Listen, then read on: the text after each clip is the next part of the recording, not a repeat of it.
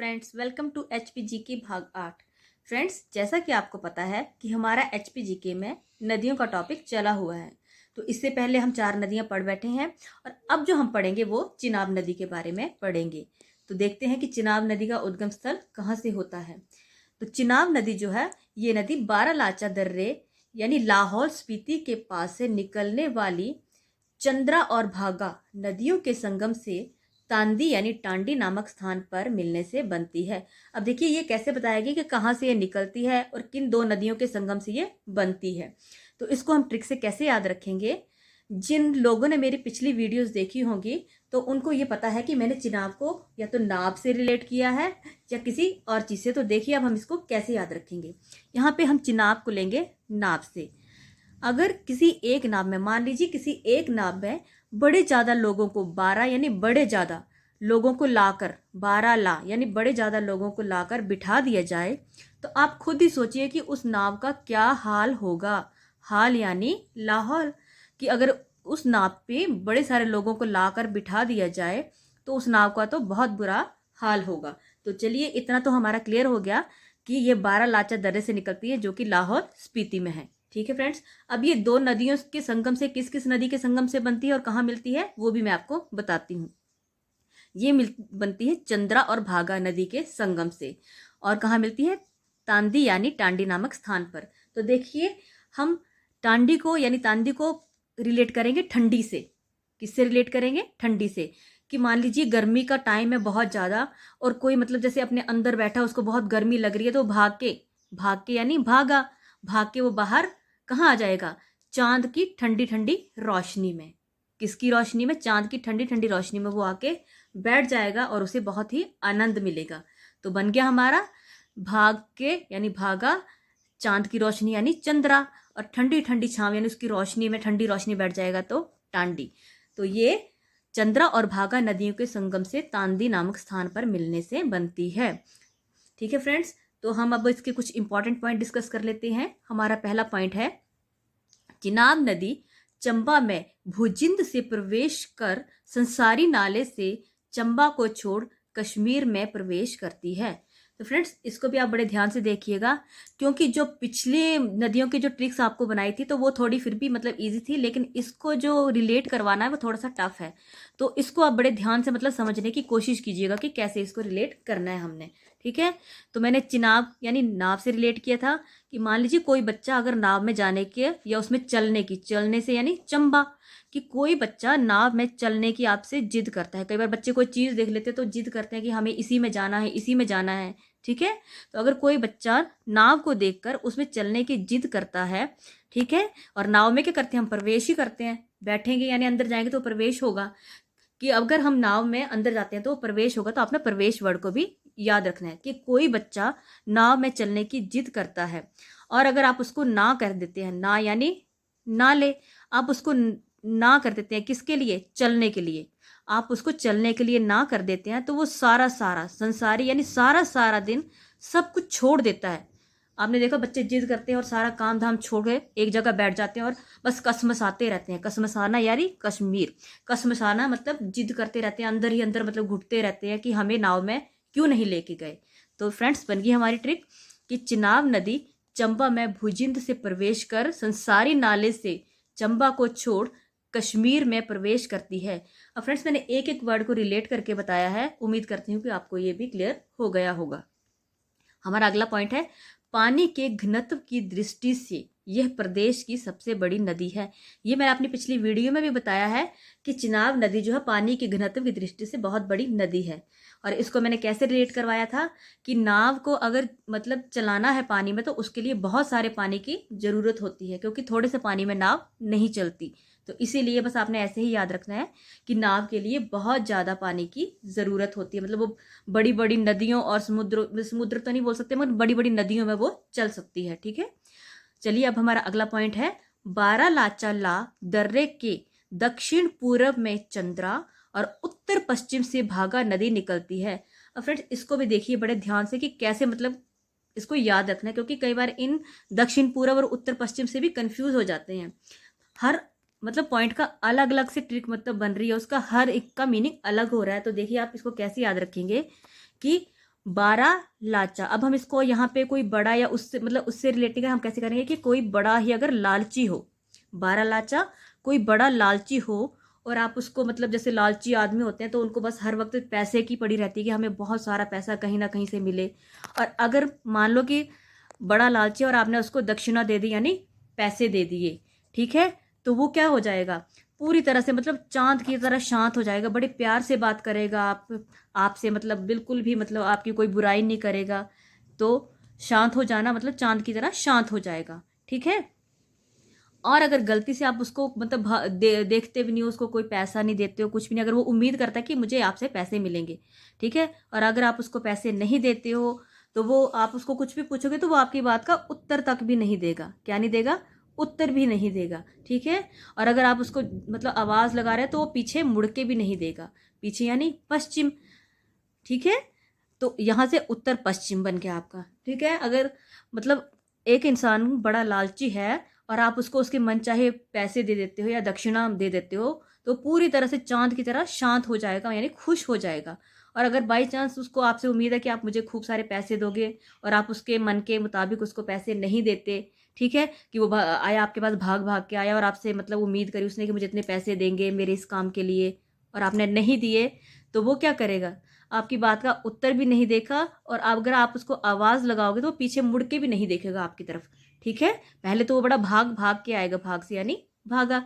तो मैं उम्मीद करती हूँ आपको ये भी क्लियर हो गया होगा कि बारह लाचा ला दर्रे के दक्षिण पूर्व में चंद्रा और उत्तर पश्चिम से भागा नदी निकलती है। हमारा अगला पॉइंट है फ्रेंड्स, दोनों नदियां तांदी यानी टांडी नामक स्थान पर मिलती हैं। इसकी ट्रिक मैं आपको पहले ही ऊपर करवा चुकी हूँ। तो चलिए हम बढ़ते हैं अब अपने अगले पॉइंट की तरफ। चिनाब नदी चंबा जिले की पांगी घाटी से होती हुई कश्मीर की पब्बर घाटी से बहती हुई किश्तवाड़ के भीतरी भाग में प्रवेश करती है। अब देखिए फ्रेंड्स, इसको कैसे याद रखना है हमने, क्योंकि ये इस ढंग की लाइनें होती है, मतलब इस ढंग के दिया होता है कि इसमें से एग्जामिनर कहीं से भी आपको क्वेश्चन डाल सकता है। तो चलिए हम सबसे पहले जो रिलेट करते हैं वर्ड वो लेते हैं हम जहाँ चिनाब से, कि अगर मान लीजिए आपके सामने कोई बड़ी ज़्यादा चिक चिक चिक चिक करता है, आपसे लड़ता है या चींची करता है, तो आप क्या बोलोगे उसको, चल यहाँ से पंगा मत ले, ठीक है। क्या बोलोगे, चल यहाँ से भाग जा, पंगा मत ले। यानी आदमी कोई आपके सामने चिक चिक कर रहा है, आपका दिमाग खा रहा है, तो आप बोलोगे कि चल यहाँ से मुझसे पंगा मत ले, ठीक है। तो ये यहाँ तक आपको क्लियर हो गया होगा कि चिनाब नदी चंबा जिले की पांगी घाटी से होती हुई, अब देखिए कि आगे कहाँ पे वो मिलती है। तो अब हम यहाँ अलग ढंग से इसको रिलेट करेंगे कि अगर कोई व्यक्ति बड़ा अमीर है, कश्मीर यानी अमीर है, कई बार अमीर जो आदमी होते हैं उन्हें अपने पैसे का इतना घमंड होता है कि वो सोचते हैं कि हमसे हमारे आगे तो कोई कुछ भी नहीं है, ठीक है। तो वो अपने आप को क्या समझते हैं, बब्बर शेर समझते हैं। क्या समझते हैं, बब्बर शेर। कि कोई आदमी अगर बड़ा अमीर है तो उसे इतना पैसे का कई बार घमंड हो जाता है कि वो अपने आप को बब्बर शेर समझते हैं। और वहीं मतलब दूसरी तरफ अगर कोई बेचारा गरीब आदमी है, ठीक है, दूसरी तरफ अगर कोई गरीब आदमी है तो उसे अगर अपने घर के भीतर कोई महंगी सी वस्तु लानी हो तो बेचारे की सारी उम्र यानी किस में बीत जाती है, किस्त को चुकाने में ही बीत जाती है। किस्त से बन गया किस्तवार। आप मेरी इन लाइनों को बड़े ध्यान से सुनिए कि अगर कोई अमीर आदमी होता है तो वो किसकी तरह रहता है, मतलब एक बब्बर शेर की तरह, कि उसे मतलब वो सोचता है कि मैं तो बस जो मैं हूँ वो मैं ही हूँ, मेरे आगे कोई भी कुछ नहीं है। वहीं उसके ऑपोजिट में यानी दूसरी तरफ कि अगर कोई गरीब आदमी है, अगर उसे अपने घर के भीतर किसी कोई महंगा सा सामान लेके आना है, या मान लीजिए मकान डालना है या गाड़ी खरीदनी है या कुछ भी, तो वो क्या करेगा, चीज़ लेगा तो बेचारे की सारी उम्र क्या बीत जाती है, किस्त को चुकाने में ही बीत जाती है, ठीक है। तो बन गया हमारा ये पांचवा पॉइंट भी। उम्मीद करती हूँ कि आपको ये चीज़ें क्लियर हो गई होगी।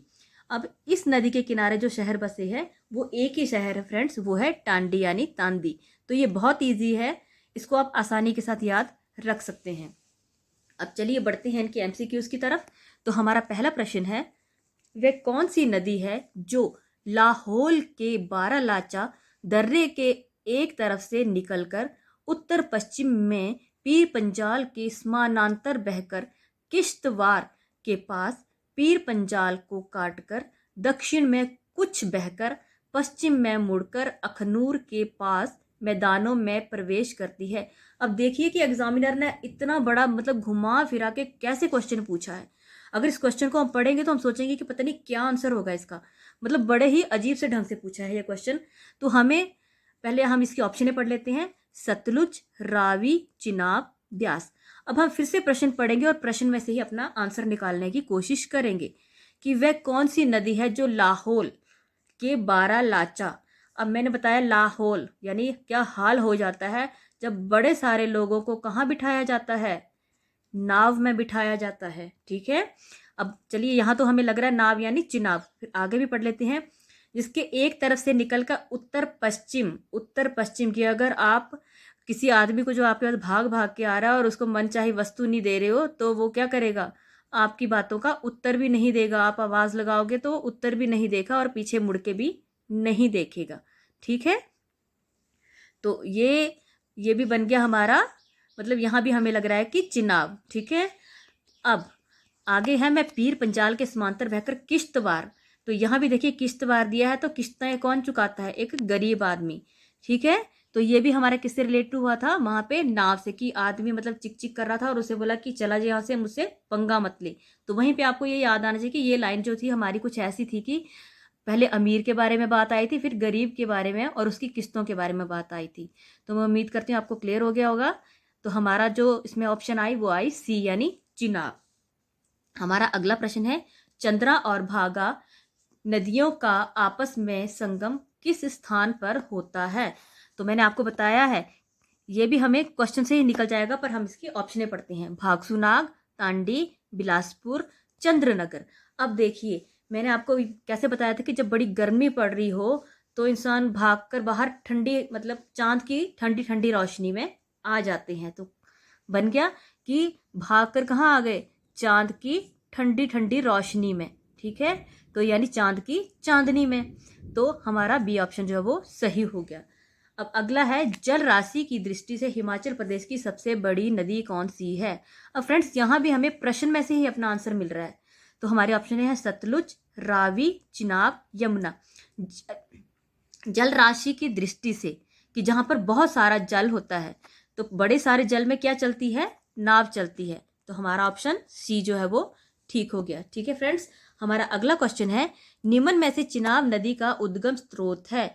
चिनाब यानी नाव। तो ऑप्शन पढ़ लेते हैं, चंबा घाटी, धौलाधार, चंदौरी या बारालाचा। तो देखिए मैंने बताया था कि एक नाव में अगर बड़े सारे लोगों को बिठाया जाए तो उस नाव का तो बुरा हाल हो जाएगा, यानी बारालाचा दर्रा, लाहौल स्पीति।